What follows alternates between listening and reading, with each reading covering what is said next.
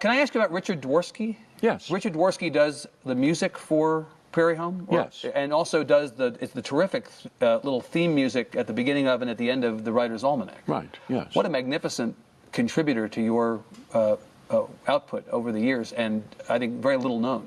He is. He's intuitive, and so when I write a sketch, if I write Guy Noir, if I write The Lives of the Cowboys or Bob, the Story of a Young Artist, I just put in caps, in brackets, music.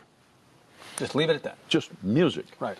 And so if Bob is being held over a cliff by the wrist of a slender young woman named Daphne, and now we have to have a bridge, he'll always put the music in, the absolute right thing. If demented mutant pterodactyls are coming up out of the earth, he'll know the music to put in there.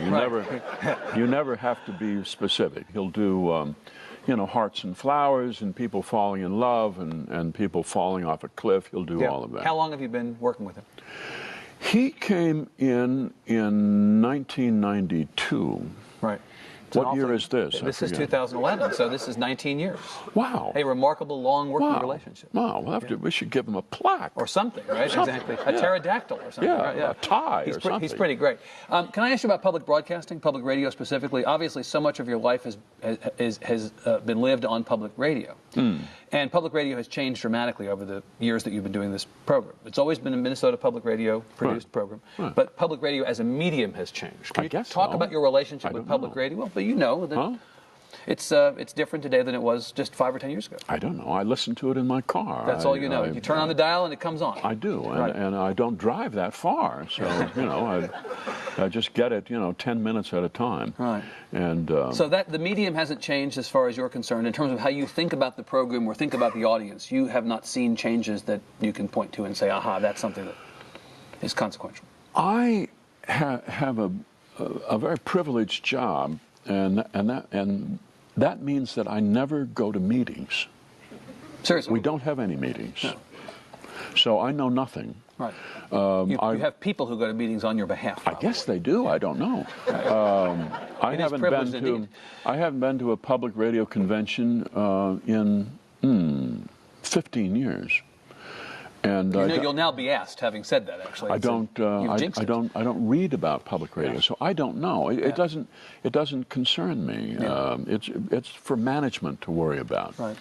I'm a writer, and I'm writing a show that sets out to be lighthearted primarily, and I wouldn't feel any more lighthearted if I went to meetings. No, not at all. No, but it does matter to you that. But let me challenge you only in this respect: that the audience of public radio is probably a more Keillor-esque audience than if you were on commercial radio. Would you agree with that? The public radio audience has been a very good audience for you over the years.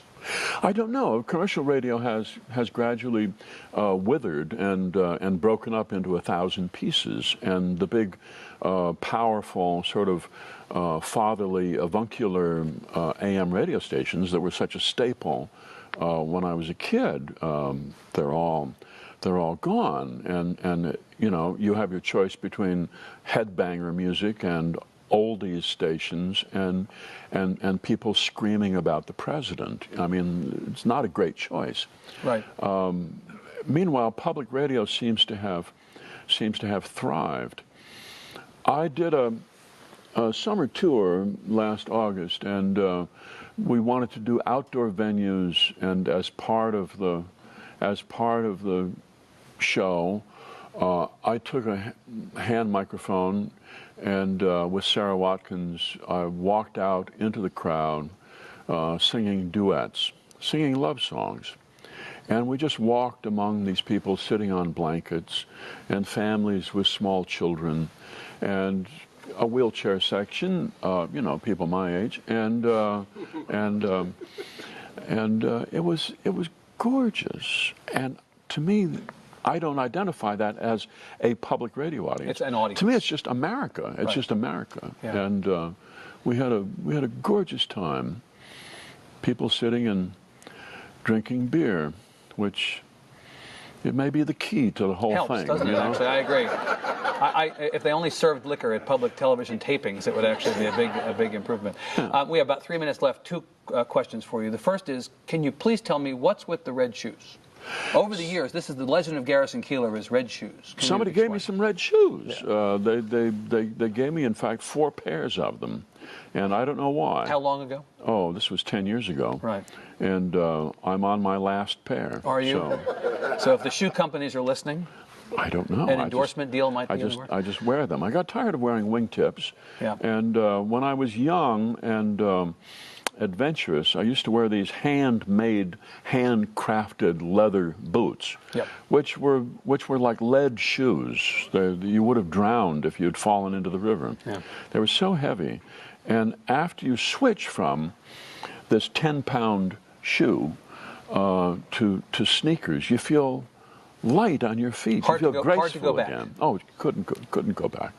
Okay. You've now mentioned a couple times your advanced age. Have I? You have. You're 68 years old, sir. I guess right? so. You are. I think so. Is there a point at which you think I will just be done, or are they going to carry you out of the fits? Oh no, I want the show to continue. So Yeah. I'm in the process of finding somebody who can take it over, and I plan to do that in the next 2 years. That's my plan. You have candidates? I've got a few in the back of my mind, but Governor Pawlenty might nobody need something specific. to do soon, actually. I think he's sort of taken himself out of the running. Has he? here. Yeah. But it will be in good hands in any case, whoever it is that. I believe so. I want the show to go on, and I want to be able to sit in the back row and watch it. Right. May I say, it will never be the same.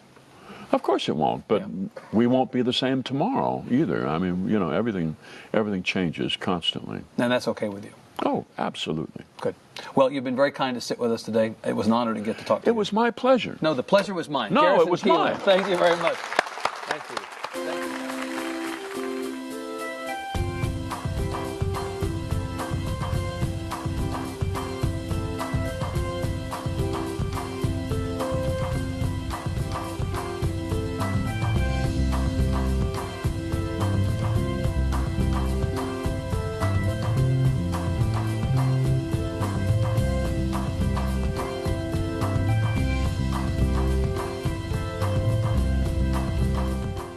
Funding for Overheard with Evan Smith is provided in part by Hilco Partners, Texas Government Affairs Consultancy, and its global healthcare consulting business unit, Hilco Health, and by the Matson McHale Foundation in support of public television, and also by MFI Foundation, improving the quality of life within our community, and also by the Alice Kleberg Reynolds Foundation.